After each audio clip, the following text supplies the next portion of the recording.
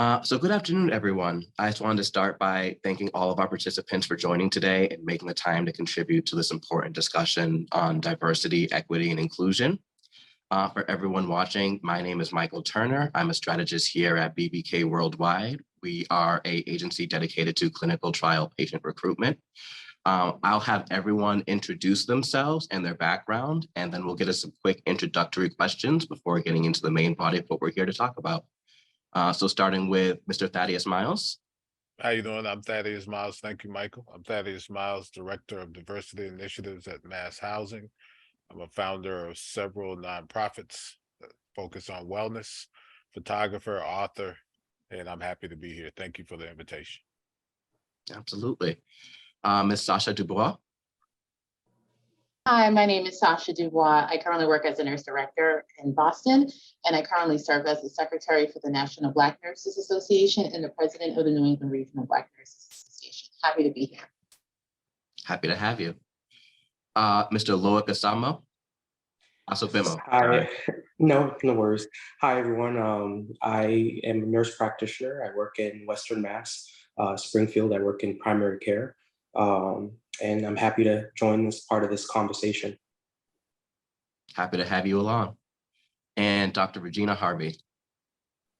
Good afternoon, everybody. It's a pleasure meeting everybody, and thank you for the invite, Michael. My name is Regina Harvey. I'm a nurse director in the Cambridge area. I am willing to participate to give my feedback. I am an administrator as well. Thank you so much for being here. So it's kind of going through a few introductory questions so that people watching can get a better feel for who we have on the panel. Starting with Mr. Miles, as you mentioned, you've been involved in a lot of different community level initiatives addressing a range of social and cultural issues. Your most recent one, HoodFit, really promotes this concept of health and wellness in the Black community. So could you just give us a little more about what motivated you to start it and what are the primary objectives for it? I would say the first thing, I'm not sure it's the most recent one. I think the most recent one is my Black Joy Initiative. And I say that because as of this month, we will be celebrating 10 years since the launch of HoodFit. Time flies, doesn't it? We initially, we were dealing with some family issues around depression, around some of the other issues, and people did not want to take medicine. And so we were looking at other opportunities to address some of those issues. And it came down to being more active in the community. And one of the things I was also looking at, I attended a meeting in Roxbury. I was told that the life expectancy, there was a discussion around the life expectancy being 58 years. And then in Back Bay, the life expectancy was 91 years. And I could throw a baseball from Roxbury to Back Bay. So what were some of those issues that were causing those particular things? So the first thing I wanted to do was really address my own issues, and it was get moving. And we thought about running some 5Ks, but I also wanted to run 5Ks in the community of color. And I found in this state, there were none. So I decided to create my own.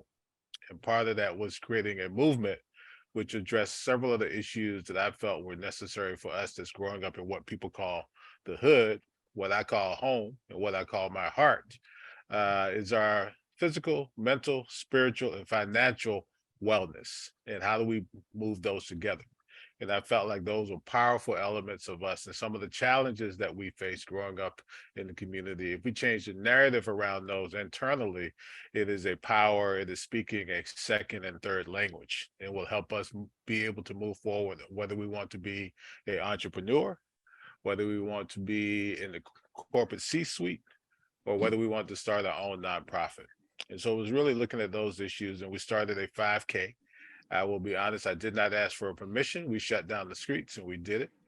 The next year, we partnered with the Boston Athletic Association and the Demick Center, and we were able to get U.S. Track and Field certified.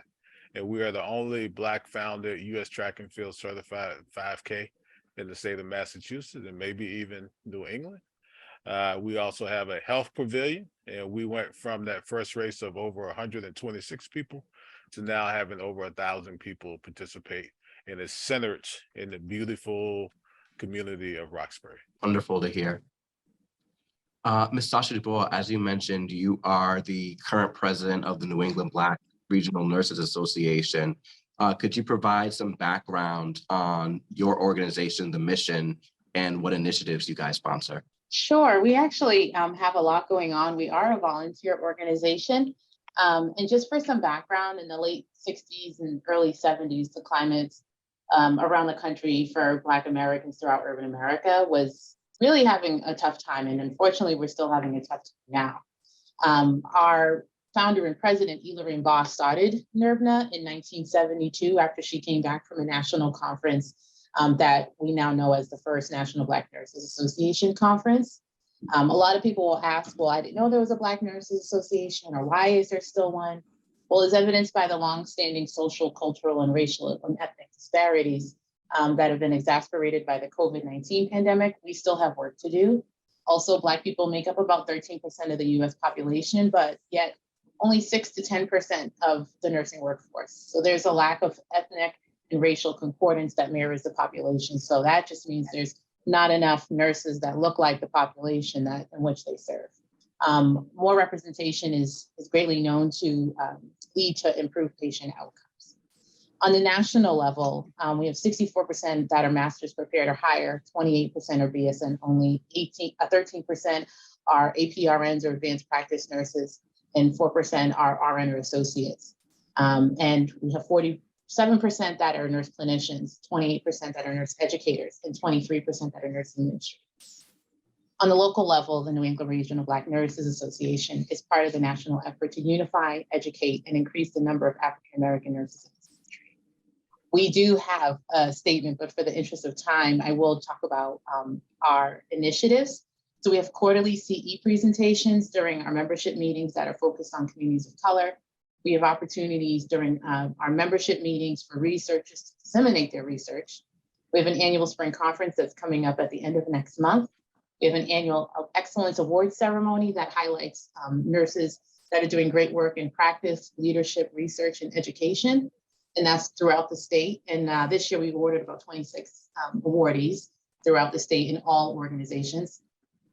We also have annual scholarships for nursing students, all the way from a rising freshman into nursing school, all the way up to the doctoral level. We give out about $10,000 a year for a small community volunteer organization. We're really proud of that. We also do membership sponsoring and mentoring students. So no unlicensed nursing students should pay for their membership. Like, we bring them in and make sure that they understand what it means to be part of a professional organization and grow. And then we have collaborations with the American Nurses Association and the Organization of Nurse Leaders to create and support emerging and established nurse leaders. Also in 2020, we worked with ONL to create the Nurses Diversity and Equity and Inclusivity Pledge, which has gained over 2,000 signatures across the country. Even last year at UMass's May graduating class pinning, they had about 90 students and they all took the pledge. So everybody's really doing a lot of great work on this. We're also part of a consortium that hosts the New England Minority Nurse Leadership Conference, which was founded in 2015 by 2 Robert Wood Johnson Nurse Fellows.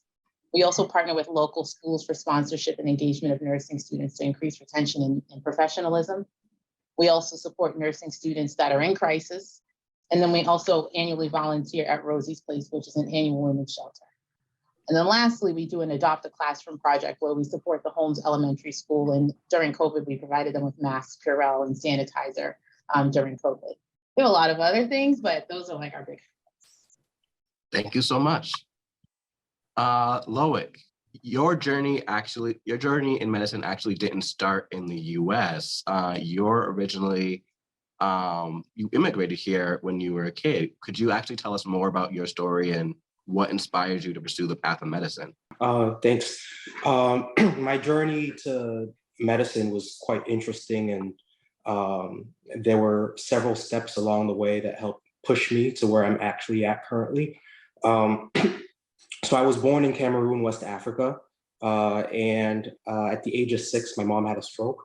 And unfortunately, because we weren't living in an area where we had readily access to healthcare, it took us a long time before we actually got a chance to get her to the hospital. And so by the time we got to the hospital, it was several weeks after the injury had already occurred. And so I grew up wanting to be in medicine. I thought I wanted to be a doctor, actually, because I felt like the only way to help people in terms of improving their health was becoming a doctor. And I grew up in Brockton. Unfortunately, I didn't know a lot of doctors in Brockton. I didn't know a lot of people that looked like me that were in healthcare. But I was fortunate enough to have great mentors around me. Mentors that were encouraging me to pursue my vision, mentors that were encouraging me to feel that I could become something in healthcare. One of those mentors happens to be Mr. Miles, and he mentioned that he had a few nonprofit organizations that he had started. And I actually interned at one of those nonprofits where he put some mentors around me to help basically mentor me in that journey of wanting to become a doctor. Then I went to school and I actually learned that there was such a thing as a nurse practitioner. And when I was doing my clinical rotations, I realized that every time I was treating people that looked like me, first of all, when they walked into the exam room and they noticed that the provider was Black, they would always be super excited. And that connection opened the window for us to be able to have dialogue about their health and to a different level. And so that pushed me to pursue the career even further. And when I became a nurse practitioner, I moved to Western Mass, where I realized that I was working in an office where not only was I one of very few men in the office, but I was one of two Black providers that were in the entire organization. And so thankfully, I had a friend like Michael, and we published a book called The Adventures of Noah the Nurse Practitioner, a children's book, because I realized that not only was I one of the very few Black and male nurse practitioners in my office, but at the time I looked at the data and I realized that only about 10% of nurse practitioners were male and only about 10% were Black. And so Black males were the minority of the minority in healthcare. And so Michael and I, we started this children's book children's book series to not only introduce young kids to the profession, but also teach them health pearls about the importance of washing your hands and teaching them about basic medical conditions to look out for. And over time, as I've progressed in my career, I've joined a lot of different committees. I work for an organization called Bay State Health in Western Mass. And so sometimes I'm joining these committees and we're realizing that, health is very different for people of color because of what they call social determinants of health, where people live, eat, and play influences their health because there's access to groceries, access to just healthy stuff. And so my passion has evolved from treating people at the local level in the clinic, treating their diabetes, their blood pressure, and so forth, but also working with these various committees in the organization and figuring out how do we address social determinants of health to improve health in the community as a whole. Thank you. Dr. Harvey, as a DEI officer and advocate, what are the most frequent barriers and challenges you face towards making systemic changes in the organizations you work with? Well, thank you, Michael, for this question that should be addressed at every organization. I believe that as a registered nurse and a woman of color, and as a person that tries to implement DEI programs, that we have to tie the strategic program goals to clarify and define metrics, whether it's a company or hospital organization or a pharmaceutical company, because the barriers can often impede DEI programs from enacting real change. But the 5 barriers, I think, are the lack of goals and metrics, inadequate training. The most importantly is no buy-in from leadership and budgetary restrictions, and also cultural resistance. I won't elaborate into those because of the short time span that we have, but these are barriers that I have faced, whether it's at my current organization or my prior. I think when my prior organization, I had worked at one of the leading teaching hospitals, and I worked in a community health center, I had more of a leeway of implementing certain type of DEI programs because of we partnered with the Mass League of Community Health Centers, Department of Public Health with grants and contracts about how to implement certain programs. As our colleague just mentioned, social determinants of health. I had the privilege of working and writing a grant with Dr. Cheryl Clark and leading this and this workflow and this program about 5 years ago within the community health centers in Jamaica Plain and in the Boston areas. So where you go into, whether it's a organization for schools, Ivy League schools, you have more of a, or corporations like pharmaceutical companies, you will have more of a bigger barrier where it can evade or impede the implementation of these programs. Again, it comes from leadership and it's from top down that you have to have buy-in, and you have to be able to show what the goals are. You got to have a strategic business plan, and you got to be able to show metrics. And that's what I considered as an advocate. I tried to advocate for people who are underrepresented, who have disparities in their lifestyle, where they come from. And I tend to always bring up social determinants of health because people do not understand what social determinants of health is unless you work in that type of background or you have some form of knowledge. So much. And now we got to finally get into our more general discussion questions. And I just want to start it off by asking the panel, what does diversity, equity, and inclusion mean to you when you think of access to healthcare, medical education, and clinical research? I think I can start, since I'm not a practitioner. I'm probably the only one sitting here that doesn't understand some of the health terminology. But before I say anything, I just want to say that, look, proud of you, and love what you're doing for not just yourself and your family, the lives that you're changing, but for a community. And being an example for not just me as an elder, but for all of us. Thank you. Appreciate you, King. So for me, when I started to think about diversity, equity, and inclusion, everything the good doctor just said is within the medical field and outside of it, right? Which also has the structure for me. And I always get the question of how can I keep it simple? And, I always heard for the last, before George Floyd, it's like, you can't just bring them to the party, you got to ask them to dance, right? And I hear that, and that's nice, but that's where we have to get to belonging. So it's not just about equity and inclusion, it's belonging. So, but my biggest question is when do I get to plan the party? So not just asking me to dance, but when do I get to be part of planning the party? And when do I really get to make the determination if it should be a party, a picnic, or something else, right?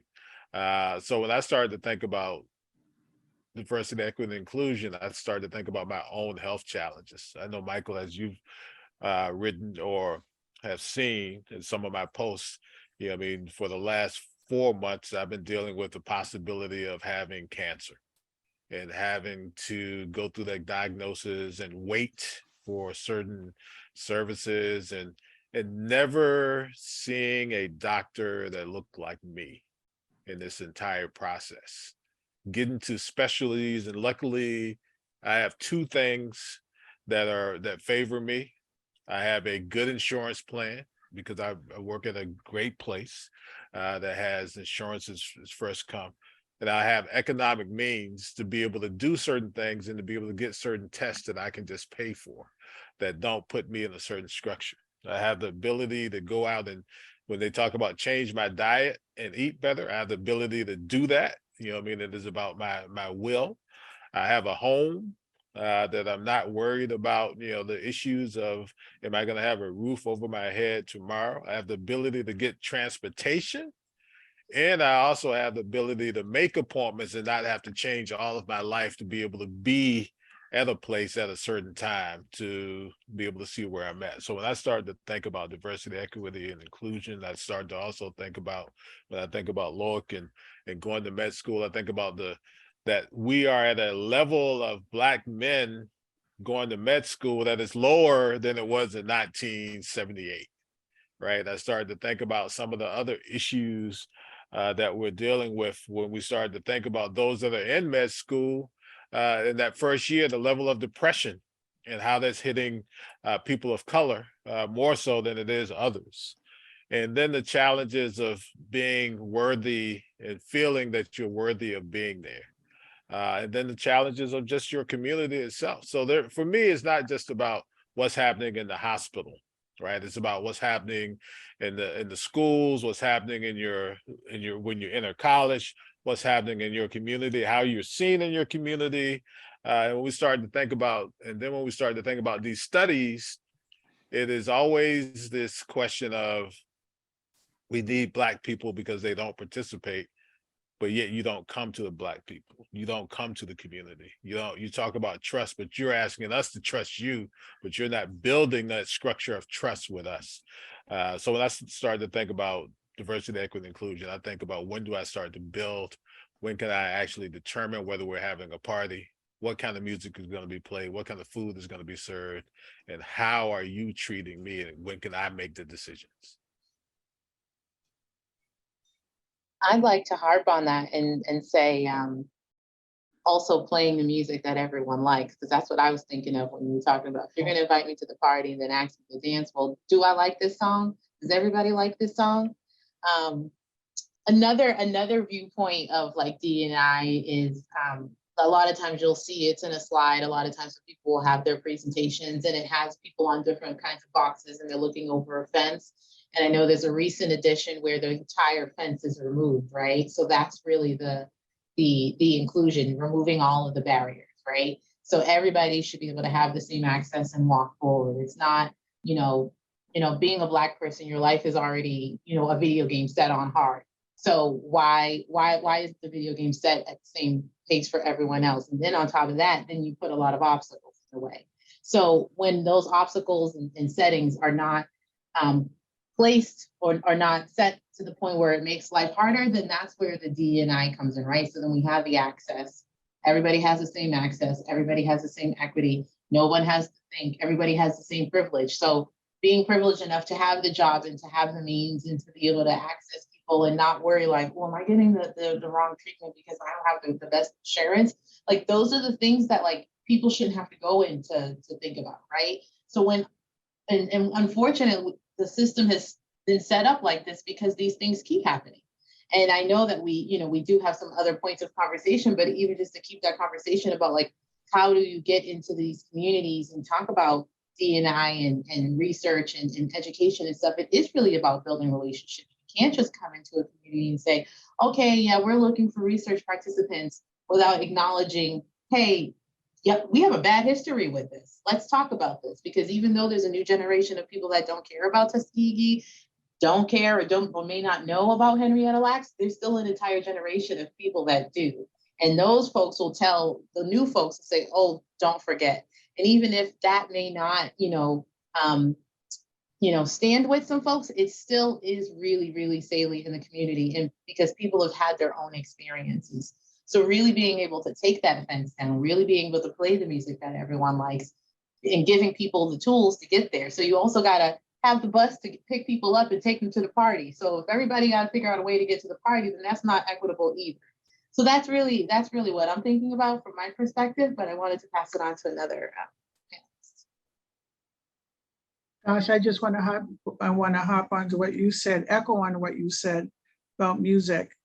Music is a healing process. And if you play the right music to all cultural groups, we can all be on the bandwagon and work together. But talking about diversity and exclusion, we don't want to bring in the dictionary version of it, which we all know what it means. Diversity means different backgrounds and perspectives. Equity means that everyone has equal opportunity.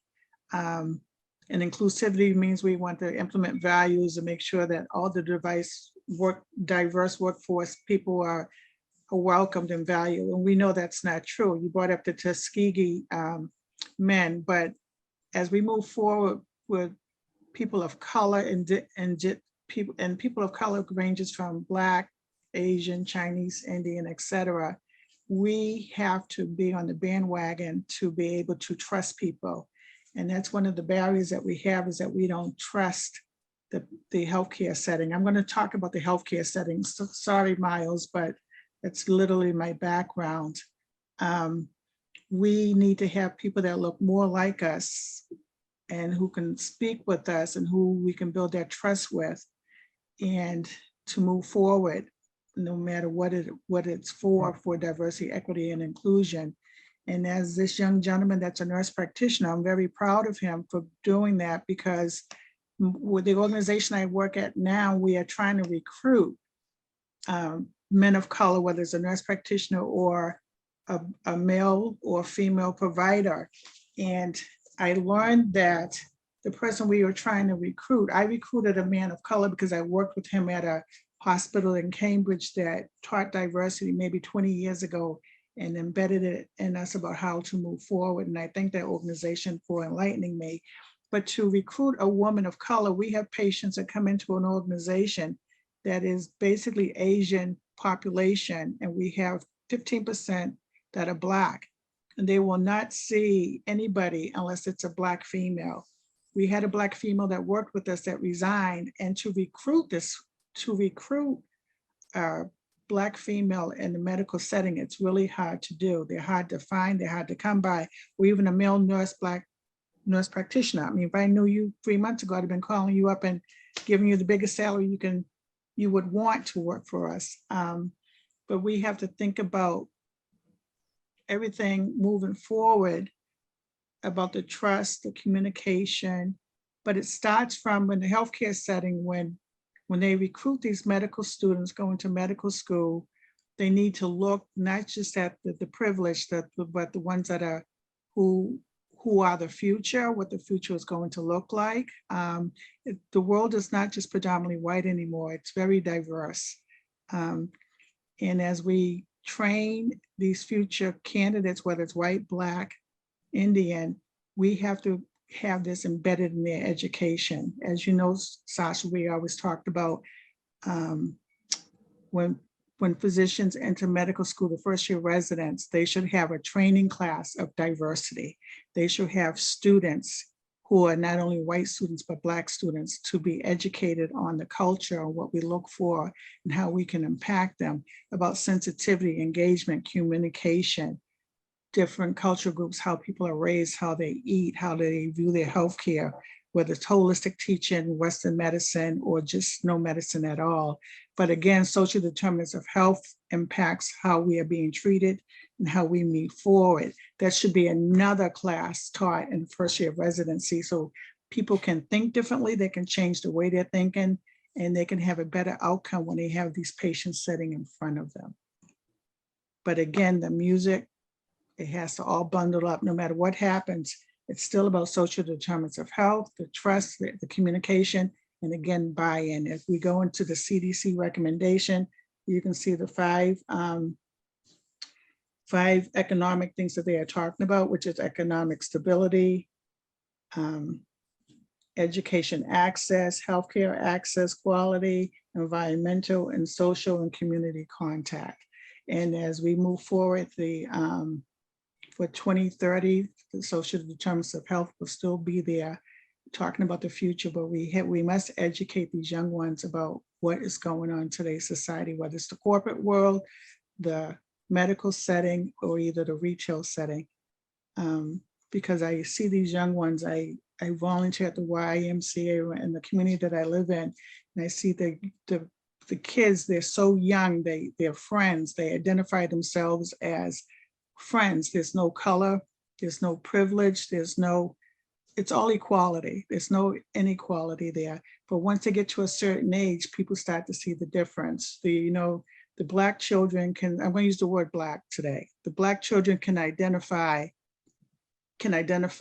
what a Black person looks like and what a white person looks like. White children can't really identify what a Black person looks like because they're not surrounded by Black people. Asian people can describe what an Asian person looks like, but a white and a Black person really can't because of the population. We have to make sure that as we move forward, that cultural groups get together, they be unified, and they know what's going on. And that starts from education. The minute they enroll in schools, if they're going to college, all that should be talked about. You know, the curriculums need to be changed. The medical setting for medical school needs to be changed, and even nursing schools. But Loke, if I met you a month ago, we've been having a serious conversation. Yeah, I mean, I totally agree with what everybody's saying. And the only thing that I would add is from a clinician's perspective, I have two patients that I think of when we bring up this topic of diversity and inclusion, and actually a little bit more about the next question that Michael has in his PDF. And this one woman, she's an African-American lady. She's 75 years old. She's really healthy. And then the other guy is a 65-year-old African-American male. The male, when I met him, he had high blood pressure. And I said, you know, we really should consider treating your blood pressure. And he said, you know, don't Black people have high blood pressure anyways? Like, why do I need to deal with it? And, you know, we ended up having a very detailed conversation because one of the issues is trust. Like we mentioned the Tuskegee experiments. And I think even though it may not be, it's subtle how those effects are still felt to this day. And so we had to have a very detailed conversation about, you know, blood pressure can be elevated, not just because of your genetics, but also because of what you're eating, how much exercise you're getting. And if we're talking about how much you're eating, these are the types of things that you really should be eating. And these are how you shop to accommodate for your health condition. And so it just required a little more education in terms of you don't have to accept that just because you're African American, your blood pressure is going to be bad and you're going to have an increased risk of this, that, and the other. These are the things that we can adjust to make sure that we prevent that from happening. And on the flip side, the African American woman, she goes to a surgeon. The surgeon says, you need to have surgery for this, that, and the other. And she's like, you know, I really don't know if I want to do this. Let me talk to Loic. And that's another layer of trust because sometimes it's just a different experience having somebody that looks like you say, okay, let me talk to you about what exactly. Sometimes it's just the way that they're spoken to. It might be the language that's being used. And sometimes they just need somebody to sit with them and say, and speak it in their own language. Like, this is what they're really talking about. And these are the risks and benefits. And this is why you really should do it. And those are, aside from what everybody else is already mentioning, which is we need to improve access in the community. I think also in the clinic, we also need to improve access of people that look like us so that, you know, we improve the trust level, we improve the communication level, and ultimately over time will improve the overall health. One thing that kind of united everyone's response was this idea of trust in the community between the African American community and the medical and clinical community. What are some steps that both clinical sponsors who are recruiting for clinical trials can do to improve their outreach and response to the Black community to begin building those bridges of trust? I think it starts with listening and building relationships. So if you're building relationships with local organizations, church communities, even just being present and understanding, like, listen, this is what the community is saying. Don't think you know what the community is saying, actually listen. Then that's actually what's going to get you, you know, in the door and actually, you know, being an active participant. And this is not like a short game, it's a long game thing, because people really have to understand that you can't just walk into somebody's home and expect that, you know, they're going to roll out the red carpet. If they're hospitable, yes, but that also comes with limitations. So how do you become a part of the community while also having some measurable outcomes? But I also think too, it starts with having a representation. So if you are going to be recruiting people, then if they Google and they look to see who's a part of your company and no one looks like them, how's that going to make them feel? Right? So is your company or is the recruiting agency or whatever have you representative of the population? You know, who's being represented? Because how are people going to build that trust if they don't know what the true intentions are. So I think it's also so it's a representation, and then it's also the building trust once you actually do get there. Also, to echo what she just said, I sat in a committee recently, and this was an organization locally that had gotten a couple of millions of dollars to help improve healthcare outcomes for African Americans in this community. And as we were talking, I realized that none of the people within the group actually looked like what the community that they were trying to serve. And I think just to echo that point is collaborate with the community. If you're working with the community to improve health outcomes within that community, listen to what the community thinks they need. Don't just come in with your ideas of what you think they need, but work with them and figure out what they think they need and build from there. Yeah, I think there's a couple of examples that I've seen working in the housing community. And so one is in Richmond. I think it's Dr. Robert Wynn. He does cancer studies in Richmond. And he does what's called walk and talks, right? And he does these district walks where he actually goes out in the community, goes out with whether there's city councilors or others that are there, and has real conversations and listens to what the community has and listen to what their concerns are, and address them wholeheartedly in his way. He's from the South, so he doesn't code switch when he's in certain places. He's just who he is. And then even after the talks, he walks the community and engages with people and let them know that he's there as a resource, so they actually know him and can trust him, and gives honest answers back.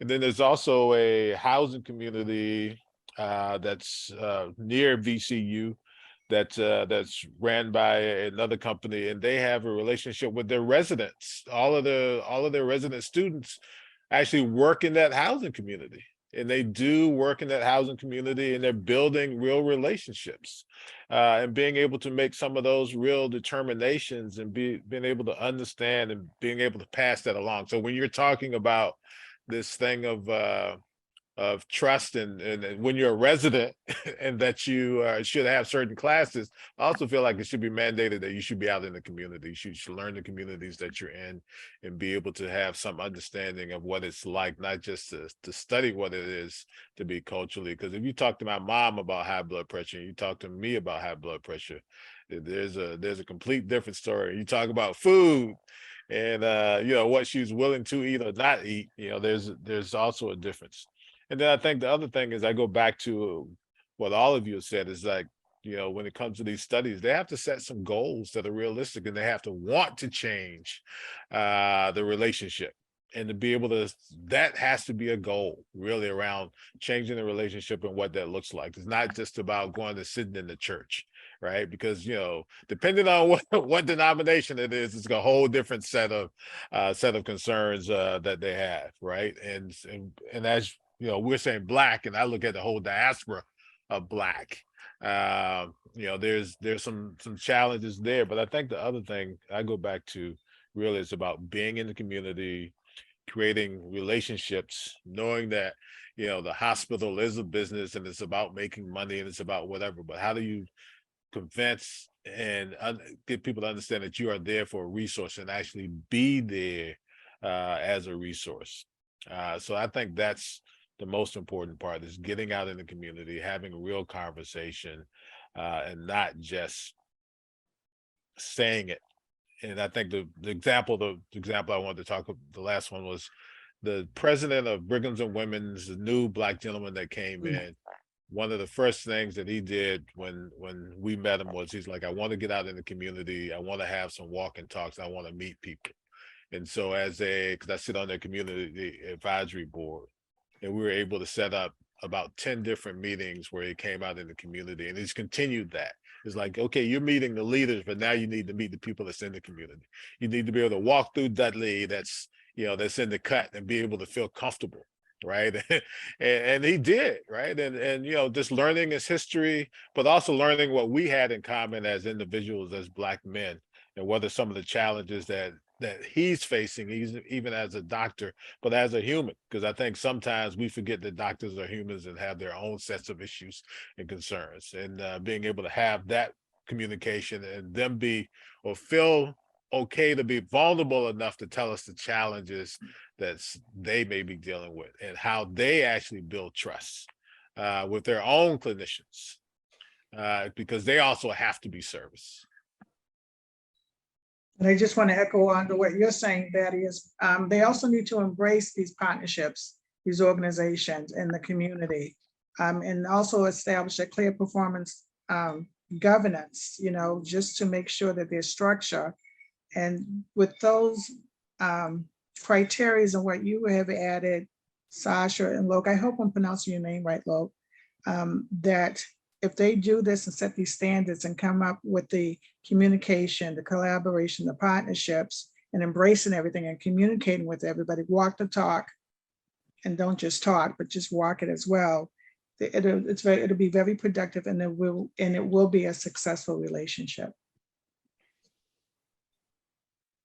So kind of keep things rolling, what do you think are some of the most prevalent factors affecting health disparities in the Black community?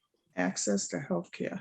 So I would say I agree, access to healthcare, but costs. One of the top causes for bankruptcy is health related events. And in addition to that, community resources. Several times I sit there with patients and I talk to them about, this is what you do for your sugars, this is what you do for your blood pressure. It sounds great, but then how do we make that happen practically? Are there resources in the communities to allow you to eat healthy and live healthy? And so things that may seem unrelated to healthcare are also related, like the grocery stores that you have access to in your community, the cost of healthy food. And so I would say cost as well as community resources. A lot of community resources, and then again, it goes back to social determinants of health, whether it's, like you said, community resources, transportation, socioeconomical, political reasons, and environmental resources. So we have to look at all those contributing factors. I work for community health centers. I was probably working at one that was more privileged because it was affiliated with a hospital. And at that time, we had departments that focused on social determinants of health, grant funding. So we had a lot more resources than independent community health centers, where we would do the free care applications. We would have food drives. We would have pop-up clinics for immunization, flu clinics, and people wouldn't have to worry about that. We gave out free bus passes. I wrote grants for people having T passes, we would write grants so we can get community resource cards from like Stop and Shop food cards, and just give it to the community, whether it was a new mom, a senior citizen, or somebody that just didn't know what to do, or immigrants coming from other populations.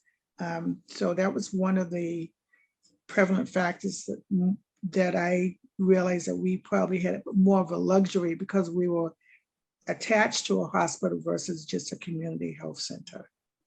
But again, it's health disparities, it's related to unequal distribution of social, political, economic, and environmental resources. Yeah, so I agree with all that, but also think that the community needs to value community health centers more. But they don't. They don't. That's what I'm saying. I believe that they need to value it more, because even when I struggled with whether I was going to get that COVID shot or not, I sit on something at Mass General, I sit on something at Brigham's, but I ended up going to the Demic, where there were people that I trusted, right, in order to get my first shot, because I felt like I could have real conversations. I felt like I was in the community. But I think it's, and then learning more about the services that they have. Like when I got my second opinion around some of the issues that I'm dealing with, it was a doctor from there that gave me my second opinion. It wasn't necessarily that I need to go to New York or DC where I have other relationships. It was about somebody that I knew and trusted, but their services was in community health centers. So I think sometimes we don't honor the service that's there as much as we may honor some of the bigger hospitals. So I find that as a challenge. I also find that there are resources that are in the community that we don't use because they don't necessarily collaborate.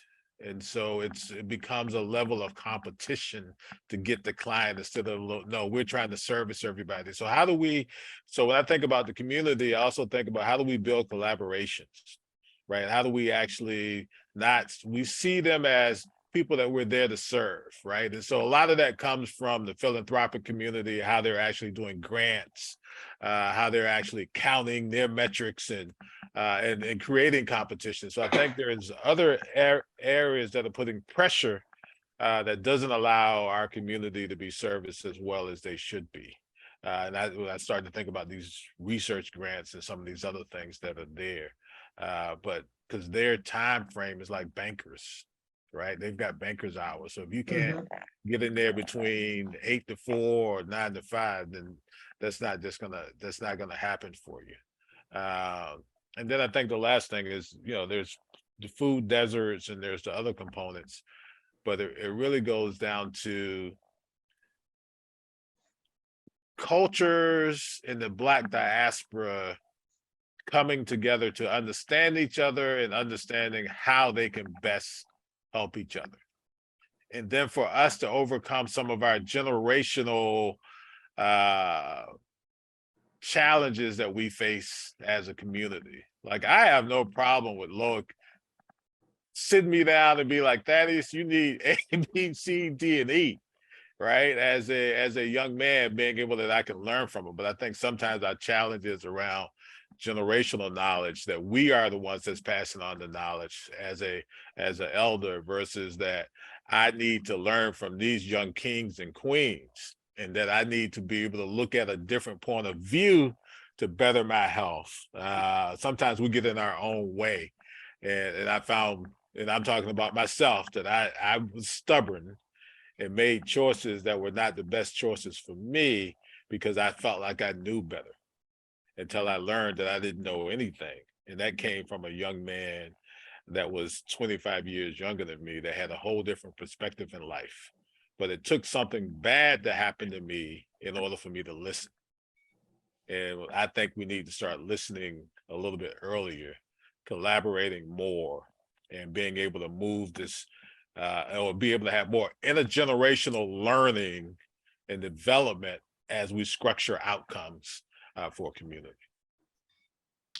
So this is one question that I really want to ask. So in recent years, you've had certain companies and schools, such as NYU and Pfizer, have made efforts towards improving representation within both education and professional roles when it comes to both clinical and healthcare, access to medical school and things like that.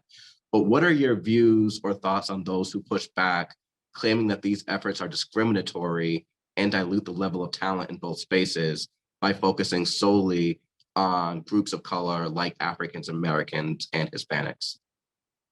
I think it's important that they look at the statistics. So, and I'm just going to speak in nursing and look at Black versus white nurses. So I'm in a PhD program and working on this kind of work. So if 13% of Black people represent the US population, and just about, depending on what part of the country, anywhere from 6 to 10% are Black nurses, right? Then if you look at master's or doctorally prepared Black nurses, it's 14.6%. Then for white nurses, it's 13.4%. So we actually outnumber the amount of white nurses that have advanced degrees. However, if you look at just leadership positions alone, we occupy 10.9% compared to 67.4% of white nurses that hold leadership positions. So if you just look at the statistics alone, and if everyone is supposed to be equal, then the numbers should represent that.